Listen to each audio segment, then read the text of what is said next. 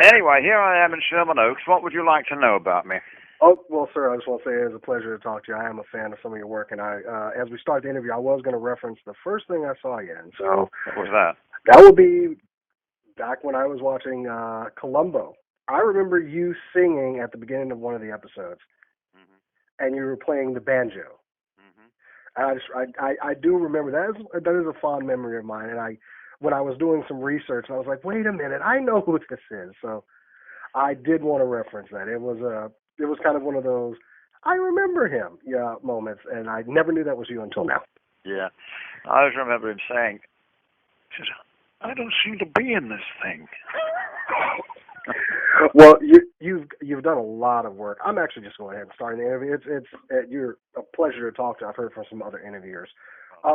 You have a wide and varied career, sir. Yes, you could say that. You've been a stage actor, TVs, movies. You've done voiceover, of course. A lot of the people attending Dallas Comic-Con this upcoming weekend will know you from your multiple roles in Star Wars, of course, the main being the Emperor in Empire Strikes Back. But you've also been very active in the Star Wars universe as far as the video games. You voiced in the Old Republic. Let's see. Oh, you've also been. I'm sorry. You also were in a few episodes of Star Trek: The Next Generation. How do you, as an actor of your caliber, are you sure you're okay with slumming us with us nerds for a weekend there in Dallas? No. If you go back to the Greeks and the Romans, they were slumming as well. Well, I mean, if you go back to those days, those were their superheroes. Their mythology. It's kind of our modern mythology with the comic books and the science fiction, and it does have a certain carryover, I guess you could say. Well, it doesn't matter which way you push it. Look at it sideways, up, down, inside out, black, white, whatever you like to do it. It is all using the imagination.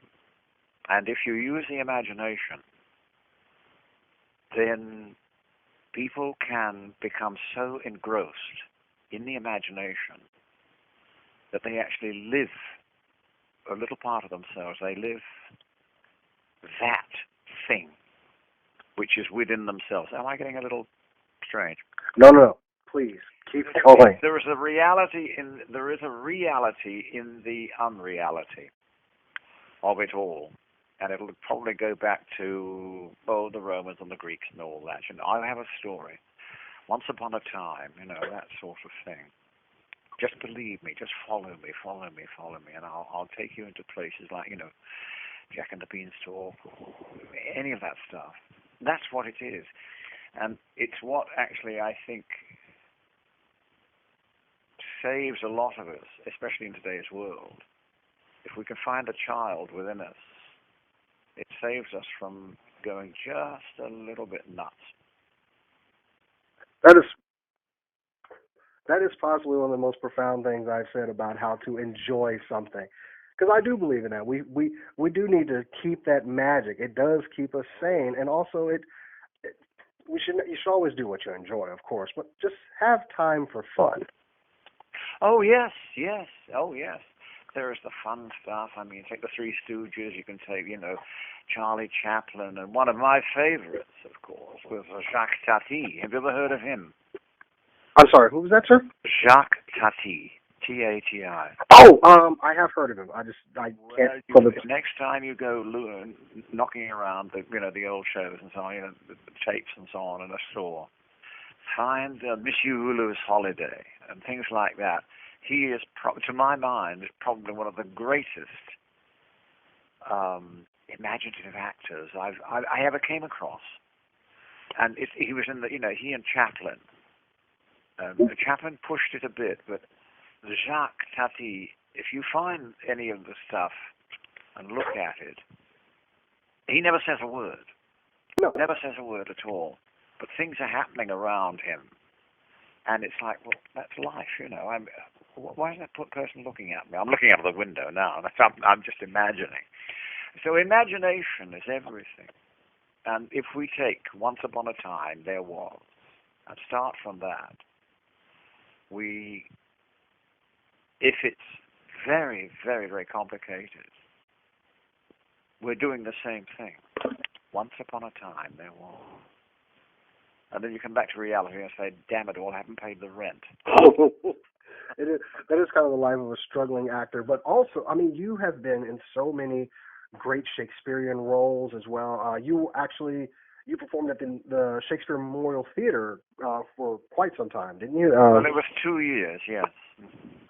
And from that into an episode of Star Trek, or one of the ones I saw. I remember seeing it. You're missing out because I'm sorry. What? 2 years at Stratford-on-Avon. We had a great cricket team, by the way, and then we went down to London. And we took the production of The Tempest to Drury Lane with John McGillgood. And I remember standing in the wings, and I always tell this story. When the end of The Tempest, when he said, now my charms are all o'erthrown, what strength I have my own, which is most faint. I used to get on a listen on the side, and I was playing Trinculo, the clown, and there was this clown-like character standing in the wings with tears streaming down his face, listening to the greatest voice of the generation, saying some of the greatest stuff that was ever written. Because if you look at the end of The Tempest, it's quite possible that that is William Shakespeare's valedictory. He says, I've done it all. You know. So anyway, I did that, and then Well, then you went to Broadway. Broadway, in London. And of course, that's where you were in Oliver as Fagin. That was on Broadway, yes. It was one of your biggest roles. In between, I came back from that, and the man was he was the musical director for Irma La Douce. And he said, look, I've got something for you. So what is it? He said, I want you to come to Sadler's Wells Opera House. And I said, you've taken leave of your senses. What are you talking about? And he said, no, we're going to do The Mikado by Gilbert and Sullivan. Ooh. I said, ooh, I'll have a look at that. So in fact, to the best of my knowledge, I'm the first and probably the only straight actor who worked at the Sadler's Wells Opera House, because there are only two, you see, Sadler's Wells and the Royal Opera House. And, I brought stuff that they hadn't seen, the sort of antics I got up to. But going back to my early training, which was at the Old Vic Theatre School, it was you went to the truth, the inner truth, all the time, never show off. Go to the truth of the situation, go to the truth of the character. And I did that with Sadler's Wells when I did this mad thing. And I was looking at the stuff the other day. Oh, people say, who is this guy? Oh, yes, he did that. Oh. So I've done an enormous amount of stuff. Yeah. Wide spectrum, you could say. I don't know where to begin, but I do remember that from my childhood. I do remember seeing you in so many TV shows, and I always remember that distinctive voice of yours. I think that was what always got me. As a kid, I was watching Magnum P.I. or The Love Boat, and I'd see you on there, or Star Trek The Next Generation. And I always remember that very, very distinctive voice. And I also remember it in Batman the Animated Series. You were the original voice of Alfred, weren't you? That is correct, yes. And unfortunately, there was a thing, they pulled it for a while. And when they came back some time later, I wasn't available. So I think I only did one or two. Yeah, I do remember the voice when you were in the first three. I think you were in the first three episodes. I think there were three, yes. Then they had to replace me. But of course, it's that rich voice of yours that I remember in all the things. And you've also been in Robin Hood Men in Tights, which is one of my favorite films. I do remember that. Yeah. But now you're moving over, and now I'm hearing you in a lot of video games that I'm playing. I remember hearing you as Dr. Doom in Marvel Ultimate Alliance, and then Jetfire in a Transformers game. Is this just you just want to stay into that Star Wars universe, or are we just going where the money is? As a matter of fact, you've just mentioned things I can't even remember for the life of me, because those things I would go in, get the script, go in, have an idea, come up and do it, and you go on to the next one. I know this stuff doesn't exist in that format, that area anymore. I mean, I don't do it anymore. Mm. In fact, auditioning and so on becomes. I don't mind auditioning because everybody can audition, but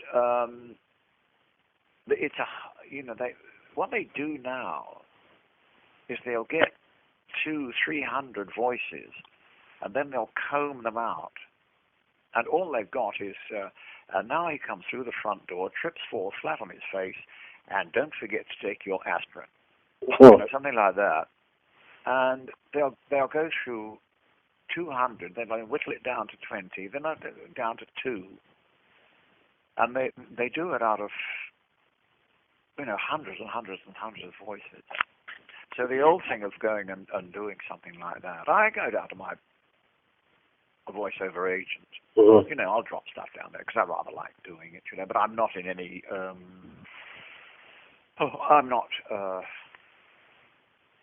really sort of into the just staying in the universe. I understand. Yeah. But as far as going back to your stage work, and I do want to ask this, what would you say is, I don't know how to put it now, hearing your passion behind all the roles that you played on stage, but what would you feel as though was your best work or your most memorable? What was your favorite? Well, let me see. I mean, you Julius Caesar, The Tempest, of course, we mentioned that. Twelfth Night. Yes, one of the things you haven't mentioned.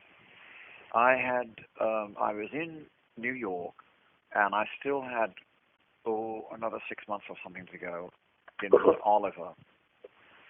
And a producer called Peter Brook, and we'd been at Stratford and worked with him at The Tempest, Andy Omaladus, a brilliant mind.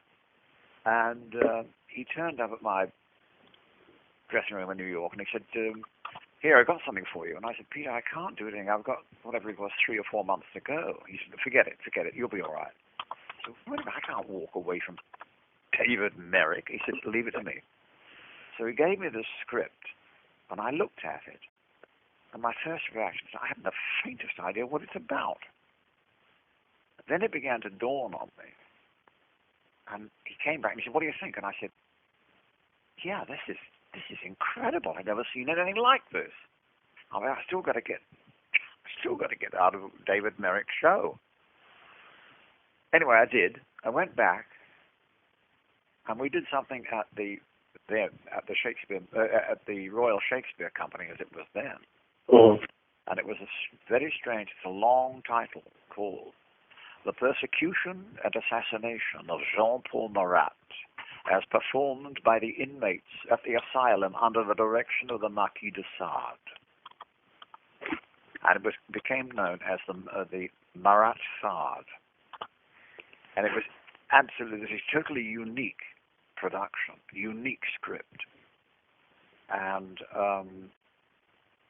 it was, you had to find a style for yourself. And I always remember I was playing Marat, who was in the bathtub. They're all, based on history.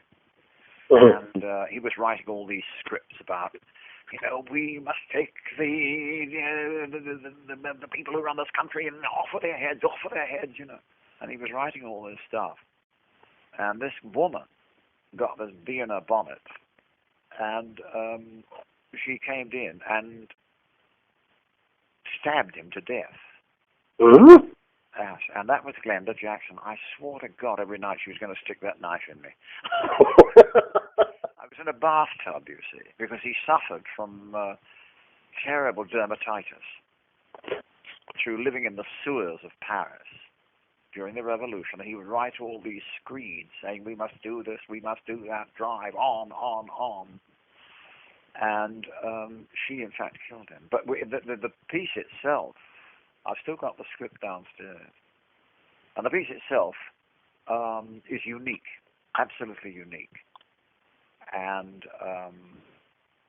we did it at the Royal Shakespeare Company. And I also did another one, which was a very old play. I